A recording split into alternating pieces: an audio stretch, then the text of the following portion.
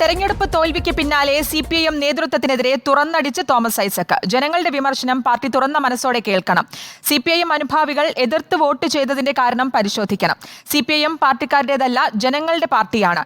തെരഞ്ഞെടുപ്പ് തോൽവി വിശകലനം ചെയ്യുമ്പോൾ ജനം എങ്ങനെയാണ് ചിന്തിക്കുന്നതെന്ന് കേൾക്കാൻ ഒരു ചെവി വേണമെന്നും ഓൺലൈൻ മാധ്യമത്തിന് നൽകിയ അഭിമുഖത്തിൽ തോമസ് ഐസക് പറഞ്ഞു.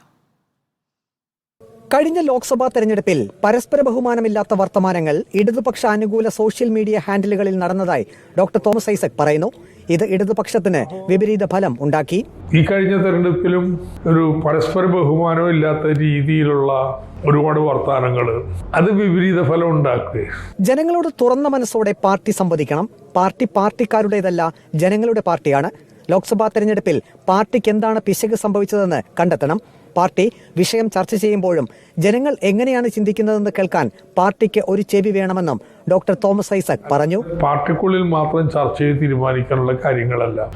പക്ഷേ ആദ്യത്തെ വിശകലനം പാർട്ടിക്കുള്ളിൽ ഓരോ രീതിയിലും സംസാരിക്കുന്നതിന് പകരം പക്ഷെ പാർട്ടിയിൽ ചർച്ച ചെയ്യുമ്പോഴും നമുക്കൊരു ചെവി വേണം കേട്ടാ, ജനങ്ങൾ എങ്ങനെ ചിന്തിക്കണേ എന്നുള്ളത്. കേരളത്തിൽ സോഷ്യൽ മീഡിയയിൽ ബിജെപിയും കോൺഗ്രസും വിപുലമായ സ്വാധീനം ചെലുത്തുന്നു.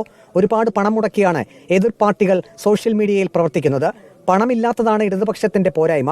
പാർട്ടിക്ക് വേണ്ടി ആളുകൾ സ്വയം പോരാളികളായി ഇറങ്ങണം. യുവജനങ്ങളെ അകറ്റുന്ന രീതിയിലുള്ള പദപ്രയോഗങ്ങളും ശൈലികളും വിപരീത ഫലമുണ്ടാക്കും. ഇല്ല, ജനങ്ങളോട് തുറന്ന മനസ്സോടെ സംവദിച്ചു പോകണം.